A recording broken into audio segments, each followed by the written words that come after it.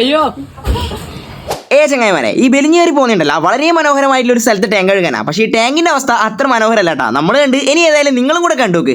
ഇതാണ് ഈ ടാങ്കിന്റെ അവസ്ഥ കേട്ടോ. ഈ ടാങ്കിന്റെ ക്യാപ്പ് പറന്നു പോയതുകൊണ്ടാണ് ഈ ഒരു ബുദ്ധിമുട്ട് അനുഭവിക്കേണ്ടി വന്നത്.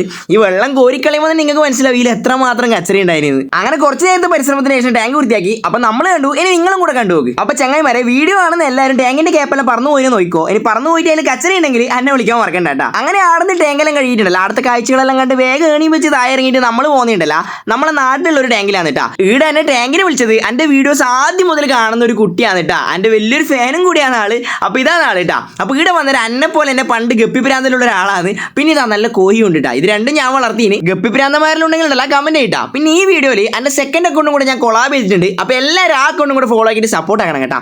അപ്പോൾ പണിയെല്ലാം തീർന്നിട്ട് ഒരു കുളിയും പാസ്സാക്കിയിട്ട് കുറച്ച് നേരം ഒന്ന് ഇരിക്കാന്ന് വിചാരിച്ചു. ഇനി വീട്ടിൽ പോയിട്ട് ഫുഡും കഴിച്ചിട്ട് ഒറ്റ കിടത്താണ് കേട്ടോ. അപ്പോൾ കൂടുതലൊന്നും പറയാനില്ല. നിങ്ങളവരോട് നടക്കട്ടെ, ആദ്യം അവരോട് നടക്കട്ടെ.